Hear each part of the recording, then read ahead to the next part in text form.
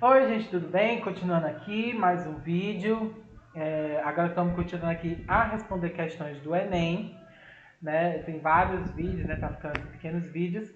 E aí eu estou continuando aqui respondendo uma questão ou outra e comentando assuntos.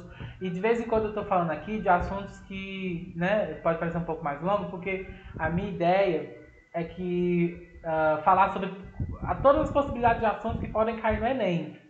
Né? Como eu falei, o Enem ele tem dois grandes eixos, que é arte contemporânea e arte brasileira. A gente fala até agora mais sobre as questões de arte contemporânea e a gente fala um pouquinho agora sobre arte contemporânea e também sobre cultura. Porque os estudos de cultura eles juntam todas essas coisas. Agora, essa questão de hoje, né? Eu estou gravando todos os vídeos um atrás do outro. Mas desta vez, nesse vídeo, a gente vai ver aqui uma questão que é sobre linguagem. Uma grande característica da arte contemporânea é a questão da linguagem. O que é linguagem? É aquilo que o artista usa para criar sua obra de arte. Qual é o caminho, qual é o meio? Por exemplo, o diretor de cinema, ele faz filmes. A linguagem dele é a cinematográfica para fazer filmes. O pintor, ele se utiliza da pintura, que é a linguagem de manipular cor, né? Que pode ser uma cor feita de tinta, cor feita de luz, cor feita de linhas de costura, de tecido, o que seja, de biscuit, né? EVA, qualquer coisa que seja, tudo isso é pintura. O desenhista, ele usa a linguagem do desenho, que é a linguagem da manipulação dos riscos, de risco. E é o caso desse exemplo aqui, porque a forma que a gente conhece o desenho é o desenho de lápis de cera, caneta, bico de pena, né, etc, etc, etc. Ou até desenho digital. O que acontece? Existe uma forma diferente de fazer desenho. Aqui no Brasil tem uma artista chamada Edith Derdick. Ela é muito conhecida aqui no Brasil sobre desenho. Ela é a grande referência sobre desenho. Por quê? Principalmente esse desenho contemporâneo, que a gente chama. Que ela explora o que é que pode ser desenho. Ela mostra, por exemplo, tem uma série de fotografias dela, que os fios dos postes... Sabe aqueles fios de postes de luz que a gente vê? Que é de luz, de telefone, tá e tudo, nos postes? Aqueles fios, ela tirou fotos como para eles... Se você prestar atenção, o fio é um desenho que você faz no ar. É um cabo, você deixa no ar e ele cria um desenho, ele cria uma forma, que é aquele, né, assim, ó. E aí você vai vendo, assim, o desenho, vou fazer aqui, ó, um desenho, né, que os cabos vão fazendo no ar, né? Esse é um exemplo.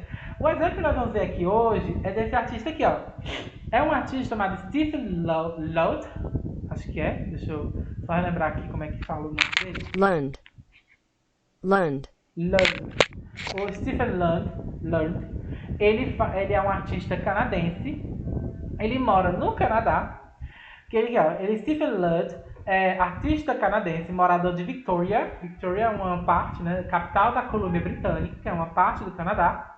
Transformou-se em um fenômeno mundial, produzindo obras de arte virtuais, pedalando de bicicleta, só bike. Não sei porque não botaram bike, mas bicicleta. Seguindo rotas traçadas com auxílio de um dispositivo de GPS, ele calcula ter percorrido mais de 10 mil quilômetros. Notem que, eu não sei se alguém conhece esse aplicativo, acho que é do Google, que ele marca da onde você anda, aí ele vai andando de bicicleta, aí o trajeto que ele vai andando vai fazendo um risco, né? Vai traçando no mapa, né, do aplicativo por onde você passou. Aí o que acontece? A galera começou a pensar, será que eu consigo fazer um desenho assim? Se você prestar atenção, é um desenho muito diferente, porque é um desenho com bicicleta. A pessoa usou a bicicleta dela como um lápis e como se o papel fosse o mundo, o chão né, do Canadá. Ele foi andando pelas ruas, traçando, riscando. Só que em vez do riscado ficar no chão, lá do coisa, ficou no aplicativo. Deu para entender? É como se o papel é bem interessante essa coisa, porque, por exemplo, no segundo ano, quando eu vou falar sobre materiais artísticos, tem isso, que é meio, suporte e material. Material que você usa para riscar, como se fosse o lápis. O meio é o lápis, o suporte é o papel e o material é o grafite. Aqui, nesse caso, é muito interessante você parar para pensar isso. E qual é o meio? É a bicicleta que ele manipulou. O meio são os dados do aplicativo. Ou melhor, o meio é a bicicleta, O material é os dados do aplicativo, porque é calculando os dados faz o desenho, e o suporte é o chão, né, que ele coisou, né? O chão que ele percorreu. E assim ele tem esse desenho. Entendam que é isso, é arte contemporânea. É quando você pega uma linguagem e a transforma. Ou você cria uma linguagem nova, ou você pega uma linguagem que já existe e muda, altera alguma coisa nela. Esse é um caso muito clássico de obra de arte contemporânea. Você quer entender muitas das obras de arte que existem nos museus que ninguém entende? É por causa disso. É porque muitas vezes elas pegam linguagens que não é desenho em papel, não é desenho em lápis de cor ou tinta ou coisa do tipo. Eles pegam um material, às vezes é o que? É um barro ou lixo, né? O Vicky Muniz ou lixo, por exemplo. A pessoa pega um material que a gente não imagina que possa virar arte e ele vira arte, entendeu? É assim que funciona esse processo.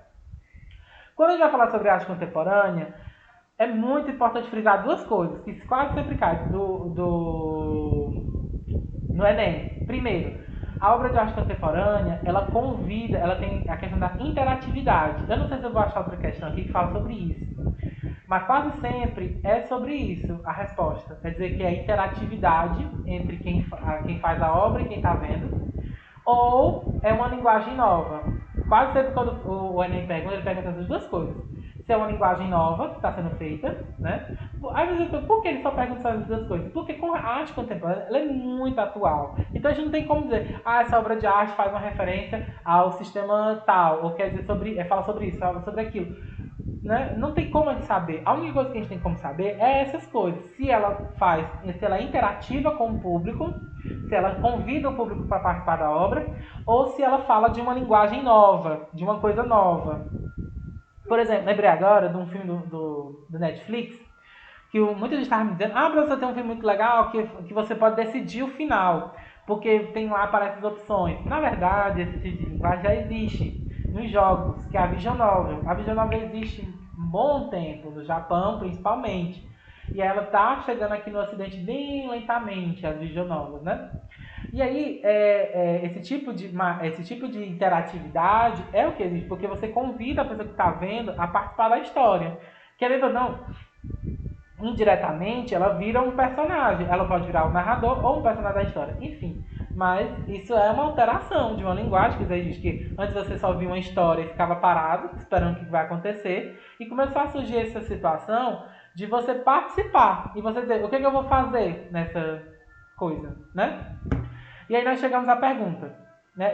Aí vem lá a pergunta. Os textos destacam a inovação artística. Qual é a inovação artística? Uma nova linguagem. Proposta por Stephen Lode a partir do A. Deslocamento das tecnologias de suas funções habituais. B. Perspectiva do funcionamento de dispositivos de GPS. C. O ato de guiar sua bicicleta pelas ruas da cidade. D. Análise dos problemas de mobilidade urbana. E. Foco na promoção cultural de sua cidade. De novo, todos os itens eles têm um quê de certo. Mas vamos lá. Primeiro, o item E. Foco na promoção cultural de sua cidade. Bem, se você for ver na pergunta, ele está fazendo, nessa imagem específica, ele está no Canadá, mas ele fez um retrato do Rio de Janeiro. Então, ele não está promovendo, né? O Rio de Janeiro está em tudo. Pode ser que sim, pode ser que sim. Não está errado, não está errado. Mas é bem direto, né? D. Análise dos problemas de mobilidade urbana. Bem, para quem não sabe, né, muita gente, essa moda de andar de bicicleta pegou muito por causa do caos, né, nas cidades, né, nas grandes cidades, né, todas as cidades que tem isso, né, que era de ter um trânsito muito grande. Aí começou essa campanha de você andar de bicicleta. O problema é quando você mora muito longe, né, quando você mora na periferia lá, né, e para você ir andando, né, aí bota pedrada nisso, né.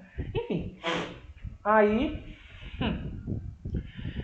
problema de mobilidade urbana. Aí o item C. Não, o D, ele tá falando sobre isso, como é banda de bicicleta, mas também não é diretamente sobre isso. Item C. O ato de guiar sua bicicleta pelas ruas da cidade. Bem, isso tá certo, faz parte do processo artístico que ele fez, que foi andar pelas cidades. Porém, o que acontece? Aqui no Ceará já aconteceu isso. Do pessoal, eu lembro isso, foi no Salão de Abril, eu acho. Foi um monte de gente juntou um monte de bicicleta. Eu lembro que foi isso, foi em 2011, 2010. Que pegaram um monte de gente que pegou a bicicleta e ficou passeando pelo centro da cidade.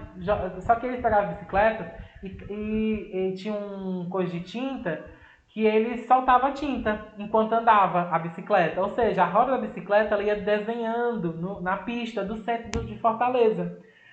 Ou seja, ele fez a mesma coisa, só que não é, a inovação não está nisso. Vamos lá. A inovação está no item B, que é o quê? Que é a participação de um GPS. Ele manipulou o GPS para criar uma imagem, né? Que foi no aplicativo, a perspectiva, a partir da perspectiva do funcionamento de um dispositivo de GPS. Se o GPS não fizesse essa linha, ela não existia essa obra de arte, entenderam? A participação aqui, a imagem fica no GPS. Onde fica quem calcula a linha, né, os desenhos, quem risca é o próprio GPS, é os dados do GPS, é os procedimentos lá, os cálculos. E o item A, deslocamento das tecnologias de suas funções habituais. O que é engraçado, o que é irônico, que parece que tirou, mas não tirou. O GPS continua fazendo essas coisas que todo GPS faz, que é localizar uma pessoa. A bicicleta não foi mudada, ele não pedalou de um jeito diferente, ele pedalou normal. Tudo que ele fez são coisas normais. Não tem, o item A é o mais errado de todos, que é o deslocamento das tecnologias e suas funções habituais. Então todo mundo foi usado do mesmo jeito que sempre usa. Né? Notem que essa pergunta ela é difícil, porque é uma pergunta. Notem como as perguntas de arte no Enem, à medida que passa, elas estão ficando mais difíceis. Elas são poucas perguntas, mas elas estão ficando perguntas difíceis por esse motivo. Porque você tem que parar para pensar. Isso que eu vejo o problema. Né? Eu não sei ainda como resolver esse problema e tal. É claro, eu disse essas duas dicas. Se for arte contemporânea, preste atenção nisso. Qual é a nova linguagem? Ou é uma nova linguagem, ou é por participação do público. Essas duas coisas. Quase sempre é isso. Aqui no caso, é porque ele perguntou qual é a nova linguagem, aonde está a nova linguagem. Esse é o problema. Nesse caso, pega a gente assim de desprevenido, né? Aí nós temos aqui essa questão, né? Que é o item B, perspectiva de funcionamento do dispositivo de GPS, tá certo? Bem, por enquanto é isso, ó. Olha, desta vez o vídeo já ficou mais curto, né? Mas enfim, já que temos tempo, eu quero que vocês prestem atenção nisso, que as obras de arte, elas sempre vão pegar, por exemplo, pegar um crochê, pegar fotografias antigas e fazer uma obra de arte. Isso é inovação, entre aspas, né? Porque hoje em dia não é tão mais inovação assim, né? Mas, né, no nosso contexto brasileiro, no contexto, quando a gente localiza a coisa na pergunta, quando está, isso geralmente a pergunta, outra coisa que é muito interessante é que antigamente eu achava as perguntas tinha alguns problemas de redação nas perguntas do Enem, eu acho, na minha opinião. Né? Eu já li, reli e tal, eu entendi, eu sei de onde eles tiraram as ideias, mas ainda assim, no meu coração, eu ainda achava um pouco. E hoje em dia elas estão muito bem colocadas, elas estão muito bem redigidas, esse problema não existe mais. Por isso que isso é um problema, porque pelo fato de elas estarem bem mais diretas, bem mais específicas, você tem que prestar atenção em cada palavra. É meio que cada palavra conta, né? Enfim, é isso, nós já estamos chegando no fim, graças a Deus. Eu já venho aqui com o próximo vídeo, certo? Tchau, tchau.